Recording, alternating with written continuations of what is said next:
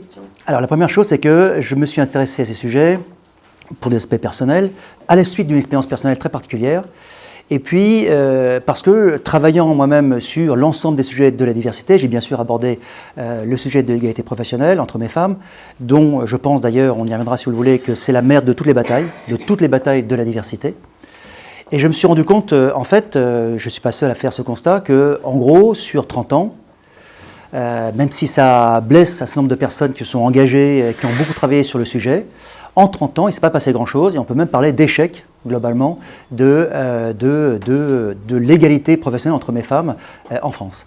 En gros, si vous avez en tête la loi Roudy en 83, c'est la première loi sur l'égalité professionnelle. Entre cette loi et maintenant, 30 ans, finalement, la répartition des tâches à domicile est à peu près la même, et on a toujours des comités de direction qui sont massivement masculins, plus de 90%, et donc toujours un problème important d'accès des femmes aux postes à responsabilité, le fameux plancher de verre.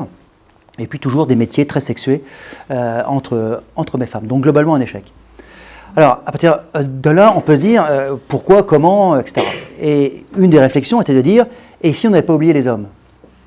Globalement, quand il y a une réunion sur l'égalité professionnelle, en entreprise ou hors entreprise, vous avez entre 90 et 100% de femmes et grosso modo au maximum 10% d'hommes. Donc à tout point de vue, on est sur un blocage. En gros, sur 20 ans, on a perdu entre 90 et 100% des femmes qui avaient été embauchées pourtant avec les mêmes compétences que les garçons. Même compétences, même potentiel, même investissement pendant au moins 5 ans, 5 à 10 ans de l'entreprise. Et en fait, pour moi, deux manières de montrer l'enjeu pour l'entreprise de l'égalité professionnelle, c'est un, vous avez beaucoup à y gagner, deux, beaucoup à gagner demain, deux, aujourd'hui, vous avez beaucoup à y perdre en ne fermant pas ce robinet énorme de talent féminin qui s'en va de chez vous du matin au soir. Pour vous, femmes, cadres, d'où vient le plafond de verre? Alors, elle cite 5 éléments avec une occurrence un peu différente. Donc, premièrement, préjugés des hommes, 54%. Deuxièmement, management, et elle parle de présentéisme, en particulier 48%. Maternité, 37%. Carrière du conjoint, 21%. Et préjugés des femmes sur elles-mêmes, 18%. Préjugés des hommes, donc 54%, c'est quoi? Ce sont tous les préjugés des hommes sur les femmes et le pouvoir. Elles ne sont pas assez assertives, elles sont trop émotionnelles, elles sont trop gentilles, elles sont machin, elles ne sont pas d'autorité. Enfin, je vous fais pas un dessin, vous avez eu 2 conférences sur les stéréotypes. Voilà, c'est tout ce qui, elles n'aiment pas le pouvoir, elles ne sont pas faites pour le pouvoir, donc on ne va pas les nommer au pouvoir, évidemment. On dit en fait aux femmes, vous êtes responsables de ce qui vous arrive. Et ça tombe bien parce que ce sont des femmes qui, en immense majorité, posent le problème dans les organisations. Ben voilà, oui, c'est vrai, vous voulez changer ça, etc. Vous avez raison, et bien changez-vous. Et vous y arriverez. On va vous aider, on est sympa, mais on ne change rien au reste. Hein, et c'est vraiment, je trouve que quand on voit ça, on se dit, c'est vraiment changer les femmes pour que rien ne change. Le tout petit truc à 18% là, on met tout l'argent là-dessus, tout l'argent, pas beaucoup d'argent. Pas tant que ça. Coaching, mentorat et réseau de femmes, ça ne coûte pas très cher. On ne touche pas à ça, qui est une vraie réflexion sur la vie de l'entreprise, hein, et on ne touche pas à ça, c'est le préjugé des hommes. Donc finalement, on touche un peu aux femmes et rien ne change. Et ce n'est pas par hasard que rien n'a changé, parce qu'effectivement, rien n'a changé.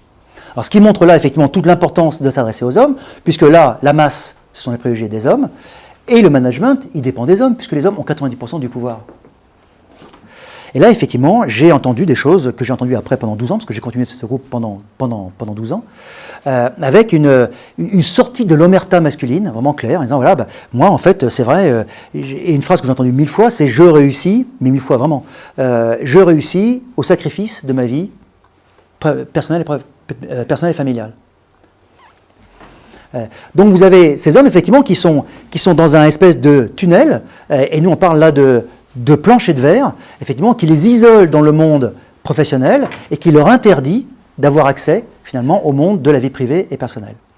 Il faut faire sortir cette idée, il faut verbaliser l'idée que les hommes ont un intérêt à l'égalité professionnelle, qu'ils ont tout à y gagner, qu'il faut qu'ils s'engagent aux côtés des femmes pour l'égalité professionnelle, et qu'on ne peut pas passer sous silence, en fait, cette frustration masculine. Ce n'est pas une souffrance, sauf exception, c'est une frustration. On parle de discrimination pour les femmes, moi je parle de frustration pour les hommes, c'est pas la même chose. L'enjeu, c'est pas de dire aux hommes, levez le pied professionnellement, ce que leur ont dit beaucoup les femmes, pour mieux vous investir dans la vie de famille. En immense majorité, ça n'est pas entendu. en immense majorité.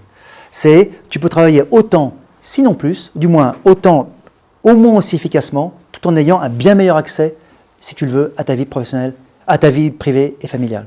Hein, donc, tu peux gagner sur les deux tableaux. Ce n'est pas l'un contre l'autre, tu peux gagner sur les deux tableaux. Et là encore, pardonnez-moi parce que c'est trivial, mais on est dans un langage très masculin. C'est pas tu vas larguer l'un, rater l'un pour réussir l'autre, c'est tu peux tout réussir. Et si tu réussis l'un et que tu rates l'autre, en fait, tu n'es pas un winner, tu es un loser. On le dit comme ça, hein, c'est brutal, c'est trivial, j'en ai bien conscience, mais c'est entendu, Souley, c'est entendu.